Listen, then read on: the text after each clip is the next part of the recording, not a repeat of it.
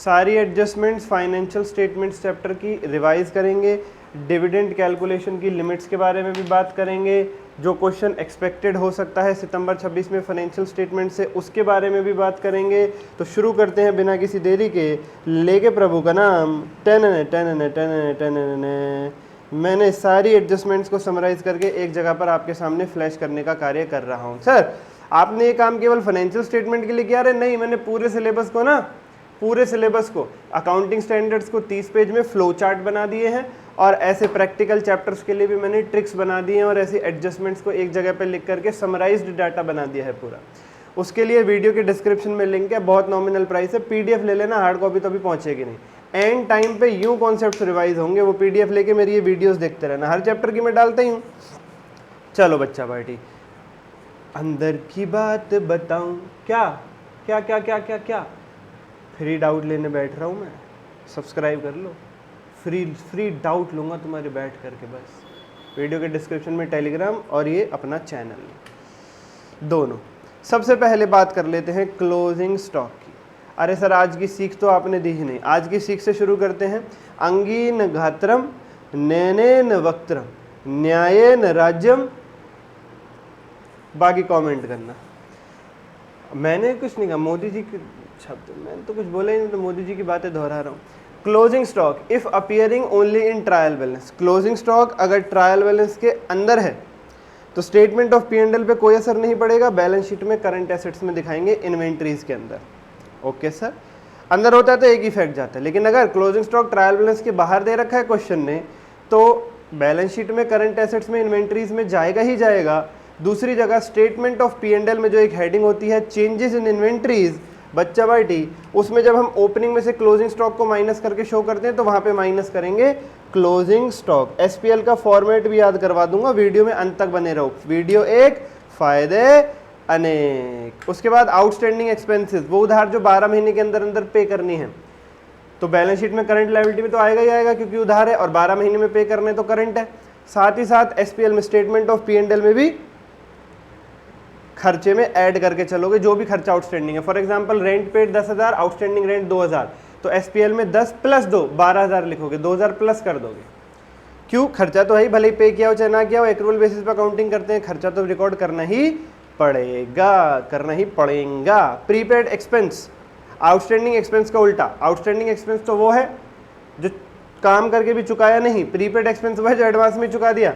तो उल्टा कर दो, बैलेंस शीट में करंट लायबिलिटी की जगह करंट एसेट्स में दिखाएंगे, अदर करंट एसेट में, और SPL में स्टेटमेंट ऑफ P&L में ऐड करने की बजाय लेस करेंगे, ऐड करने की बजाय लेस करेंगे बच्चा पार्टी। प्रीपेड एक्सपेंस क्या है? एडवांस में पेमेंट कर दी, जो भी प्रीपेड पेमेंट होती है सारी करंट एसेट्स में, अदर करंट एसेट में आती है।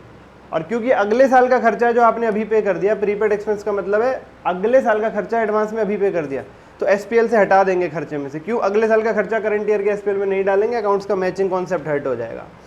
इनकम आउटस्टैंडिंग, पैसे ले लिए, रिमोट वा नहीं दिए, हमारा काम कर लिया आपने, काम करके दे दिया पूरा, सामने वाले ने पैसे नहीं दिए तुहार, तो स्टेटमेंट ऑफ P&L तो कहता है इनकम है, अदर इनकम में ले लेगा, पर मिले तो ना है पैसे अभी।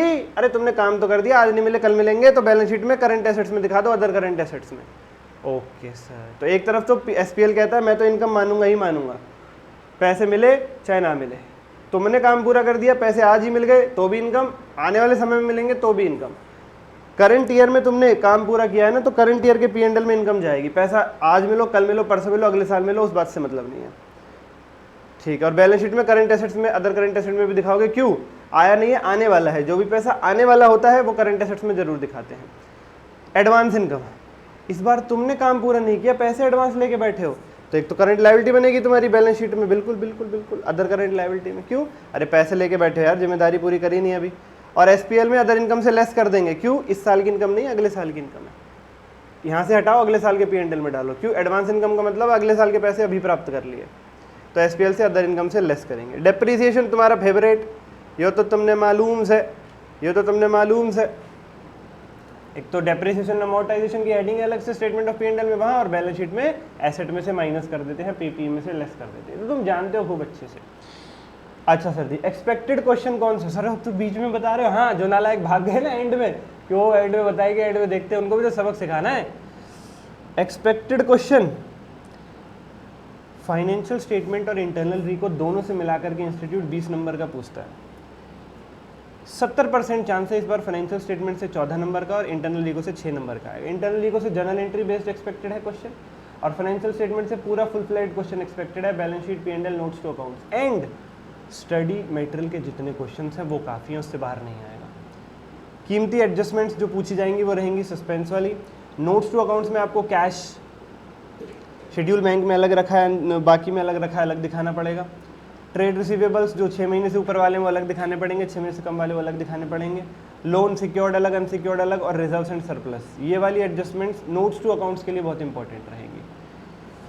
और मैंने फाइनेंशियल स्टेटमेंट का मैराथन पूरा डाला ही है, जिसमें कॉन्सेप्ट भी और स्टडीमेट के क्वेश्चंस भी मैंने करा दिए नोट्स टू अकाउंट समेत। उसके लिए चैनल पे चले जाओ और जा करके देखो चीज़ों को। ओके सर जी।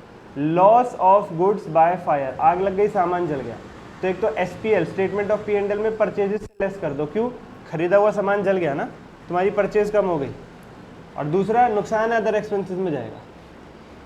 तो loss of goods by fire के दोनों ट्रीटमेंट स्टेटमेंट ऑफ P&L में ही होंगे। परचेजेस कम हो गई क्योंकि सामान जल गया, और अदर एक्सपेंसेस में लॉस बुक कर दो। Goods withdrawn for personal use, business के सामान को मालिक घर ले गया अपने लिए, तो SPL में परचेज से लेस कर दो, क्योंकि खरीदा हुआ सामान कम हो गया, बिजनेस में से तो कम हो गया ना। यस सर, चाहे आग लगे चाहे मालिक ले जाए अपने घर, बिजनेस से तो सामान कम हो गया, परचेज से लेस होगा ही होगा। हाँ, आग के केस में अदर एक्सपेंसेस में दिखाओगे, और गुड्स विड्रॉन के केस में बैलेंस शीट में शेयर कैपिटल से एडजस्ट करोगे। क्यों? ड्राइंग्स हमेशा शेयर कैपिटल से एडजस्ट होती है। ड्राइंग यानी मालिक जो अपने घर ले गया है सामान, सामान बिजनेस का था, मालिक अपने घर ले गया, तो उसके पैसे में से काट लो, मालिक के पैसे में से। मालिक का पैसा कौन सा होता है? शेयर कैपिटल, वहां से काट लो।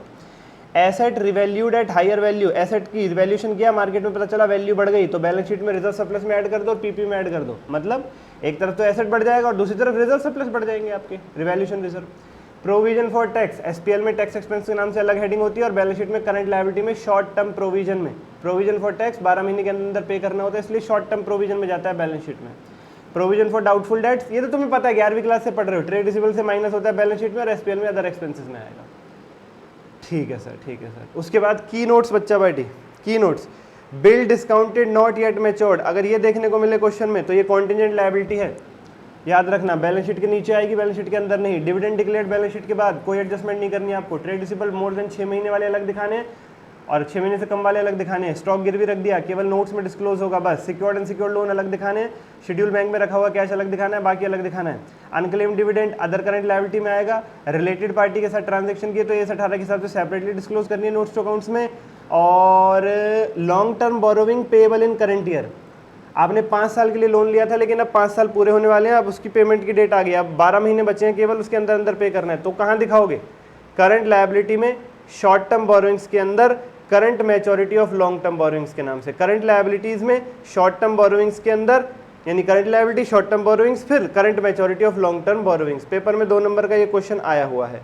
स्टेटमेंट ऑफ P&L को याद करने के लिए नेमोनिक कोड रोटी CPC EFDO, रोटी CPC EFDO बच्चा पार्टी। रोटी मतलब R से रेवेन्यू फ्रॉम ऑपरेशन, O से अदर इनकम, TI से टोटल इनकम।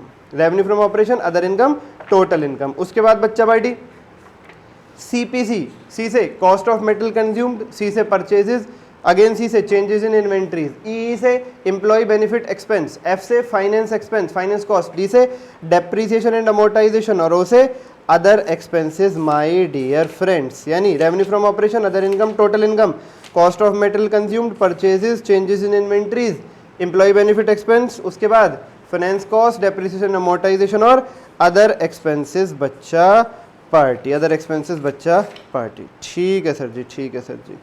ओके, जो डिविडेंड की जो लिमिट्स है बच्चा पार्टी, वो मैं कमेंट में पिन कर रहा हूँ, उन्हें वहाँ से रीड कर लेना जरूर। एक लाइक, एक सब्सक्राइब कर दो, और ये नोट्स ले लोगे वीडियो के डिस्क्रिप्शन से, PDF से, तो मज्जानी लाइफ, मज्जानी लाइफ बच्चा पार्टी। ठीक है, आज के लिए इतना ही। कोई डाउट हो ऊपर दिए गए नंबर पर कनेक्ट करना।